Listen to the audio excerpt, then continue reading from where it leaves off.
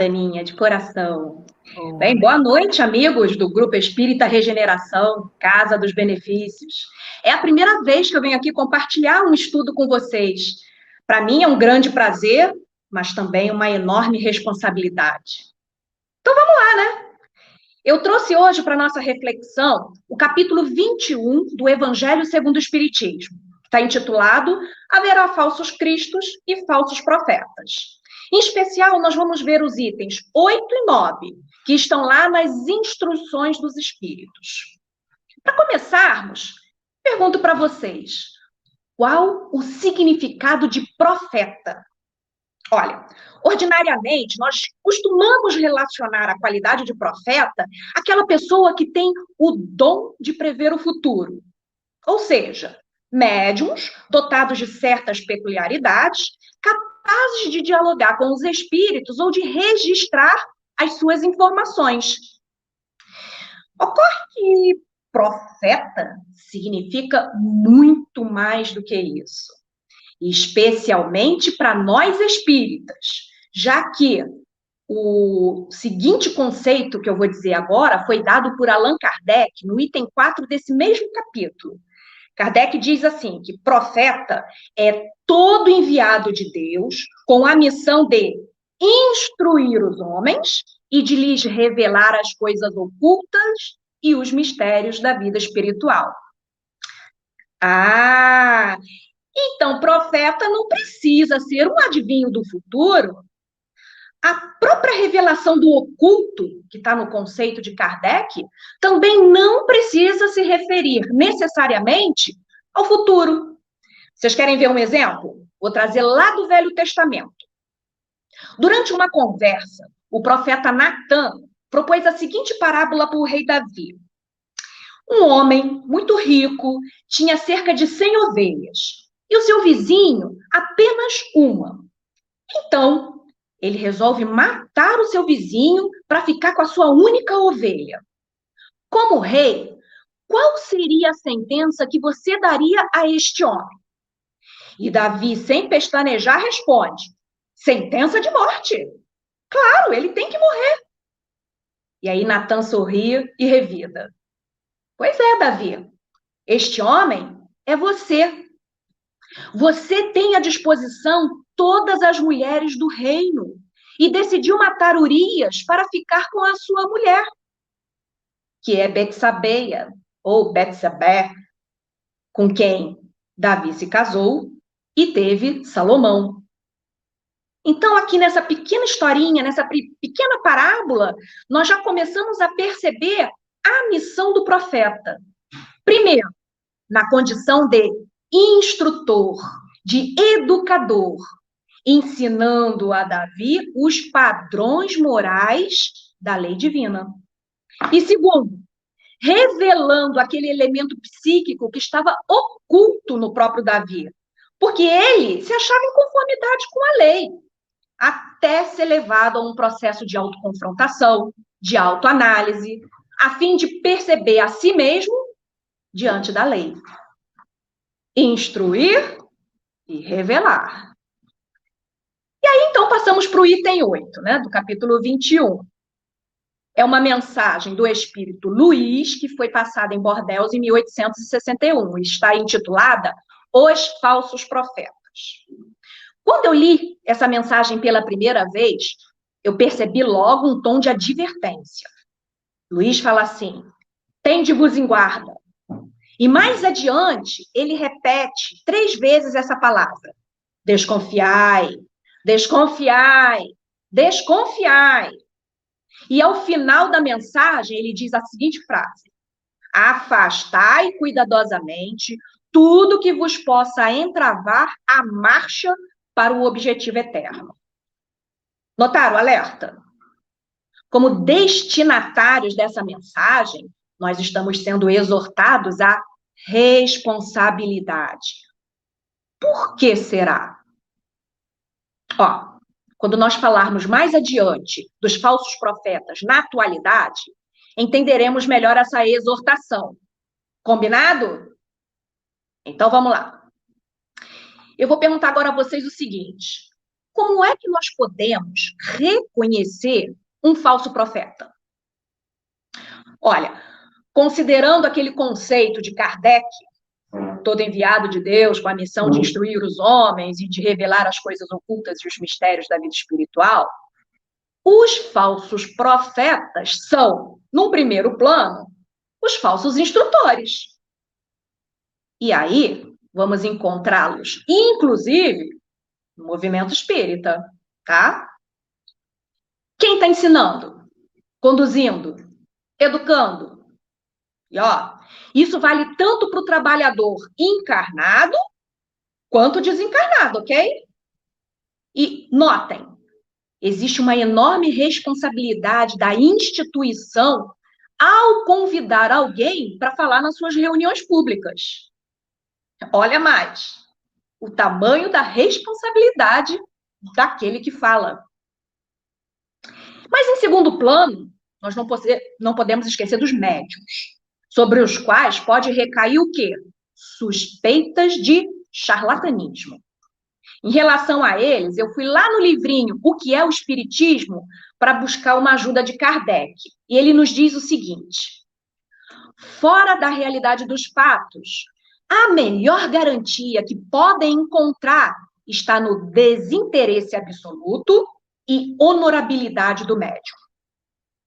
Isso significa que existem pessoas que estão acima de qualquer suspeita em razão do seu caráter, da sua postura moral ilibada.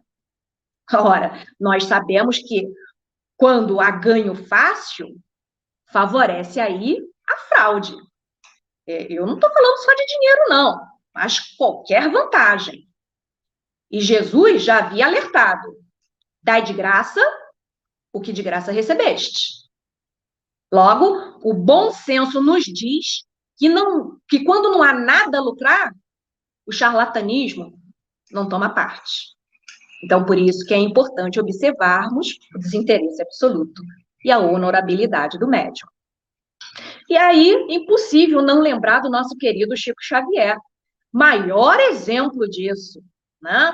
Autor material de mais de 400 livros, ele doou todos os direitos autorais à Federação Espírita Brasileira, em nome da difusão do Consolador Prometido. E outra coisa, pessoal, o médium sério não arvora para si poderes mirabolantes. Pelo contrário, ele esclarece, ele faz questão de esclarecer que os fenômenos produzidos por sua influência são efeitos de leis naturais, concebidos pela vontade dos desencarnados. Ou seja, o telefone toca de lá para cá. Já o indivíduo que deseja se passar por profeta, ele quer mais é ser conhecido como milagreiro. E aí vamos abrir aqui um pequeno parêntese para dizer que algumas ocorrências classificadas como milagres obedecem sim a leis naturais, que ainda não são bem compreendidas ou conhecidas por nós. Por isso que alguns mal-intencionados lhe atribuem aí esses poderes sobrenaturais aos olhos do leigo. Para quê? Tirar alguma vantagem disso. Então, precisamos estar alerta. E também é verdade que o homem dotado de grande força mediúnica e até magnética pode produzir prodígios, a ponto de seduzir os próprios eleitos, ou seja, os homens bons de boa fé. Contudo, meus amigos, se não tiver virtudes, jamais poderá ser considerado profeta, porque o profeta deve ser reconhecido por seus atos, pelas obras que realiza, pelo bem e para o bem de todos. E aí, por fim, porém não menos importante, nós temos o seguinte: o Espiritismo repudia todas as mistificações e convoca seus adeptos, nós, ao estudo das leis que regem o intercâmbio entre os mundos material e espiritual, para que nenhum abuso seja cometido em seu nome. Gente, A única moeda de troca, se é que eu posso chamar de moeda de troca, que o Pai aceita é o amor ao próximo. Francisco de Assis nos diz, é dando que se recebe. E mesmo assim, meus amigos, que seja praticada com absoluto desinteresse. E aí a gente vai passar agora para uma breve análise do item 9, onde nós vamos aqui tentar mostrar como distinguir os verdadeiros dos falsos profetas. Por isso, não é coincidência que no item 9, Kardec nos traz a mensagem de Erasto intitulada Caracteres do Verdadeiro Profeta. Entre esses caracteres, eu destaquei 3 para a gente analisar hoje. Primeiro caractere. São precisos homens superiores em inteligência e moralidade. Por isso, para essas missões, são sempre escolhidos espíritos já adiantados, que fizeram suas provas noutras existências. O primeiro ponto aqui que nós podemos analisar é que essa árvore aí tem que produzir frutos de inteligência e moralidade, a serviço do bem comum. Precisa daquelas 2 asinhas, senão não vai conseguir alçar voo. O segundo ponto que eu destaco é que um espírito mediano de prova e expiação ainda não possui o conhecimento e a virtude necessários para desempenhar a missão que vai exigir dele a autoridade sobre as demais criaturas. Esse espírito que vai desempenhar essa missão precisa já ter percorrido os passos da humanidade que ele vai ajudar, porque só assim, compreendendo bem os desafios que lhe aguardam, é que ele vai conseguir ser capaz de executar com êxito a tarefa. Então já viu, né, pessoal? Não pode ser qualquer um. Não pode ser um espírito inferior ou igual em evolução. Compreenderam? E aí, a gente não pode deixar de pontuar que no nosso meio, os profetas espíritas precisam de comprometimento com a ciência espírita. Conectar o mundo material com a realidade da espiritual. Só assim ele vai conseguir auxiliar todos à sua volta na moralização que decorre do aprofundamento dessa ciência. Em outras palavras, precisa do estudo sério para o domínio intelectual dessas verdades, mas principalmente da prática do bem, que é sua consequência natural. É como nos ensina Emmanuel lá no livro Renúncia, através do personagem de Alcione, né? Ele fala assim: a mensagem do Evangelho precisa ser conhecida, meditada, sentida e praticada. E vou lhes dizer o porquê. Aquele que apenas sabe é como uma placa no deserto. Ele aponta o caminho, mas o viajante sedento vai morrer de sede. Agora, aquele que apenas ama é como o oásis de sedenta criatura, mas ela perde o rumo porque não sabe por onde ir. Então, o ideal é conjugar essas 2 coisas: apontar o caminho e matar a sede da criatura, instruir e acolher. Então, vamos agora para o segundo caractere, nos diz Erasto. O verdadeiro missionário de Deus tem de justificar pela sua superioridade, pelas suas virtudes, pela grandeza, pelo resultado e pela influência moralizadora de suas obras, a missão que se diz portador. E aqui, mais uma vez, nós constatamos que o verdadeiro profeta não é aquele que produz fenômenos mediúnicos fantásticos, extraordinários, maravilhosos, mas sim o que pratica a lei de Deus na sua essência, demonstrando postura moral diante da vida. Se por seus atos ele se mostra abaixo do papel que dele se espera, conclui Erasto nesse tópico, nem sequer sabe imitar o modelo que escolheu. E tem muita gente, né, preocupada só com o fenômeno. Uma vez, Chico Xavier falou assim: Todo mundo me pergunta como desenvolver a mediunidade, mas ninguém me pergunta como desenvolver a bondade. Vamos ao terceiro caractere, diz Erasto. Os verdadeiros profetas se revelam por seus atos, são adivinhados. Ao passo que os falsos profetas se dão eles próprios como enviados de Deus. Os falsos profetas são verdadeiros marqueteiros, minha gente. Eles fazem propaganda de si mesmos para poder se projetar. Zero humildade, nada de modéstia. E aí, no final dessa mensagem, nós vamos ver que o Erasto faz um alerta muito importante para nós, quando diz assim: alguns desses impostores têm havido, pretendendo passar por apóstolos do Cristo, outros pelo próprio Cristo, e, para a vergonha da humanidade, hão encontrado pessoas assaz crédulas que lhes creem nas torpezas. Meus amiguinhos, se não formos capazes de distinguir o falso do verdadeiro profeta de Deus, essas palavras de Jesus nos servirão como uma luva. Se um cego conduz outro, ambos cairão no precipício. Mas vocês se lembram que lá no início eu fiz um combinado com vocês? Eu disse que quando falássemos dos falsos profetas da atualidade, compreenderíamos melhor o alerta de Luís e por que estamos sendo exortados à responsabilidade. Então, vamos começar aqui essa prosa pedindo ajuda ao evangelista Mateus, capítulo 24, versículos 11 e 12. Nos diz Mateus: muitos falsos profetas serão levantados e enganarão a muitos, e por se multiplicar a iniquidade, o amor de muitos se esfriará. Esse trecho foi retirado daquele que ficou conhecido como o Sermão Profético, onde Jesus ressaltou algumas características do processo de transição planetária há mais de 2000 anos. Principalmente os seus perigos. Para quê? Para que tivéssemos conscientes do que haveríamos de passar.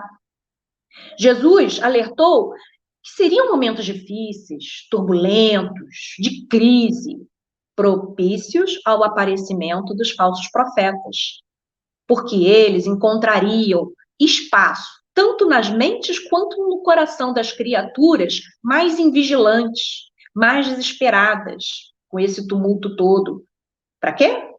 Para semear inverdades, ilusões, ideias que desvirtuam o entendimento das leis divinas e o objetivo de estarmos aqui encarnados.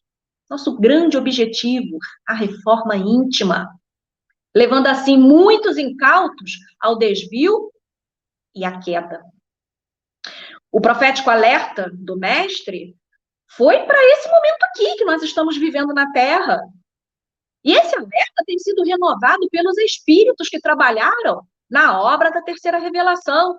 Está aí, Luís e Erasto, a fim de passarmos por esse momento turbulento de maneira mais segura, mais equilibrada, conscientes da realidade.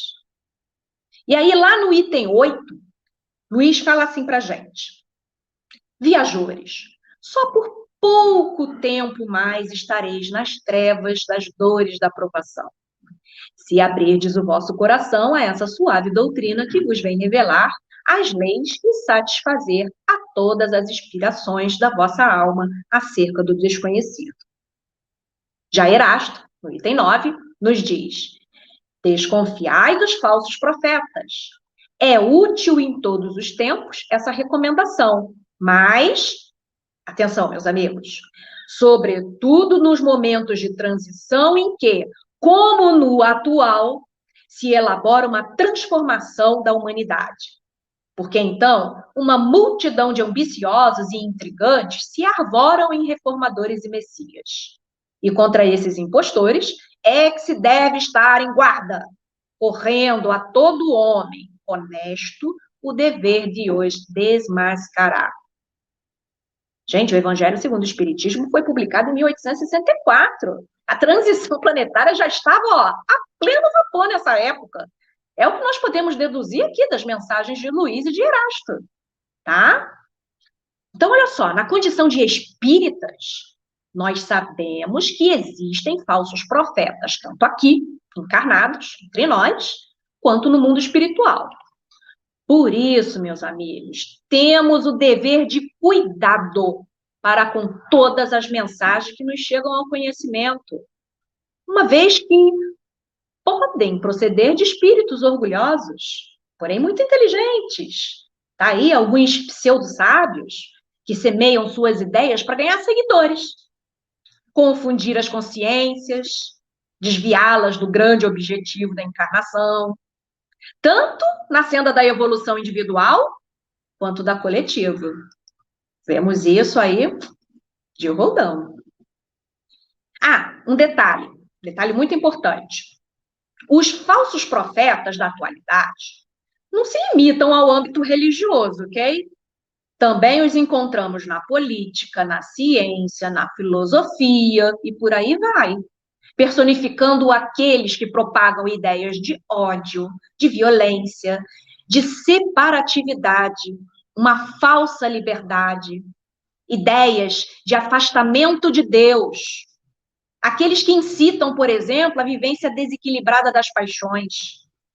São muitos os falsos profetas que surgem nesses momentos de crise, para nos afastar da nossa missão, da nossa cristandade. E aí, o que acontece nesses momentos em que a falsidade prospera? Em que vemos tantas desconfianças criadas pelas falsas informações e ideias equivocadas? Para se proteger, algumas pessoas se afastam, se isolam, cristalizam-se ainda mais no egoísmo, deixando pouco espaço para a vivência da caridade. Foi justamente o que Jesus nos falou lá no sermão profético. Por abundar os falsos profetas, a iniquidade decorrente disso, o egoísmo haveria de crescer e o amor esfriar. Vocês estão, então, percebendo a importância da nossa vigilância nesse momento de transição, turbulento por natureza, né? Não devemos ser multiplicadores das mensagens oriundas dos falsos profetas, estejam eles encarnados ou desencarnados, especialmente na nossa era digital, onde nós nos conectamos com o mundo inteiro através de um clique. Todos já ouvimos falar das fake news, certo? Elas são uma espécie de falso profetismo que acaba trazendo muito prejuízo para a sociedade, porque elas disseminam inverdades, alimentam sentimentos negativos, calúnias, difamações, maledicências. E muitas vezes são compartilhadas de maneira imprudente, inclusive por nós espíritas, por nós que nos dizemos cristãos. Querem uma estatística? Um estudo recente da USP revelou que mais de 12 milhões de brasileiros compartilham inadvertidamente falsas notícias através das suas redes sociais. Pessoas que não analisam criteriosamente o que está escrito, que não buscam saber a fonte, a procedência, a data daquilo que estão repassando. Simplesmente passa a mensagem adiante. 12 milhões de brasileiros. Dá um Google aí que você vai achar essa pesquisa na internet. Aí eu pergunto para vocês, é de censura o livre-arbítrio que nós precisamos? Claro que não. O que nós precisamos é de educação, é de responsabilidade, mas, acima de tudo, de valores morais. Espíritas. Nós temos consciência de que somos responsáveis por aquilo que semeamos nos corações e mentes alheias. Mas ainda assim, em nosso próprio meio, quantas mensagens, hein? Quantas mensagens e falas atribuídas a expositores, médiuns, espíritos conhecidos, são repassadas assim, sem qualquer análise, sem qualquer critério, sem qualquer bom senso, desprezando tudo que aprendemos com o nosso codificador. Ponderação, prudência, lógica, análise, pesquisa aprofundada, reflexão. Essa atitude só depõe contra nós e faz surgir um efeito contrário. Sabe por quê? Acaba alimentando a incompreensão da nossa doutrina naqueles que estão começando a aprender ou nos que ainda nem conhecem nada de espiritismo e passam a ver a doutrina associada a mensagens místicas, supersticiosas, sensacionalistas. Desconfiai. Ó, Sé pega não é para nós, hein? Nós não podemos aceitar qualquer coisa sem questionar. Precisamos racionalizar. Isso não nos pertence mais. Portanto, meus amiguinhos, mais prudência, a fim de que não sejamos nós os falsos profetas que contribuem para a criação ou o alimento desse ambiente de desconfiança mútua. Senão, estaremos incentivando as pessoas a se isolarem ainda mais no egoísmo. Que elas não vão confiar em ninguém. E aí é nesse cenário que a caridade esfria, resultando num mundo individualista. Pensa aí com seus botões. Será que não estou participando desse movimento, mesmo sem querer? Querem uma dica? Para não errar nunca mais? Coloque em prática os 3 crivos de Sócrates, conforme nos ensina Humberto de Campos, o irmão X, lá no livrinho Aulas da Vida. Quando alguém chegava perto para contar uma notícia, Sócrates perguntava: isso que você vai me contar, primeiro, é verdadeiro? Segundo, é bom? Terceiro, é útil? Se não for verdadeiro, bom e útil, por que passar adiante? Fica a dica. Espíritas, estejamos comprometidos com a verdade. Aliás, já sabemos, né? Quem é o caminho, a verdade e a vida. Então, cumpre-nos esforçar-nos para sermos o seu reflexo. E aí, meus amiguinhos, para concluirmos aqui o nosso estudo, para fechar, eu trago para vocês uma citação de Paulo, que está lá na segunda carta aos Coríntios. Ele diz assim: vós sois a carta de Cristo. Vós sois a carta de Cristo. Vejam bem, o mensageiro só transporta a carta. Ele fala, repete, lê um livro, pesquisa um dicionário. Mas quando o mensageiro passa a ser a própria mensagem, ele ensina em silêncio, pois é a sua postura que educa, que instrui. Postura de profeta. O falso profeta pode carregar um caminhão de verdade. Verdade mesmo. Mas, na prática, na vivência do evangelho, ele não se sustenta, porque ele não consegue ser a verdade. Então, o que eu desejo a cada um de vocês do Grupo Espírita Regeneração, meus irmãozinhos de ideal cristão, é que evoluam de mensageiros do Cristo e se tornem a sua mensagem, a sua carta viva. Espero ter contribuído com a reflexão dessa noite. Paz e bem aos nossos corações.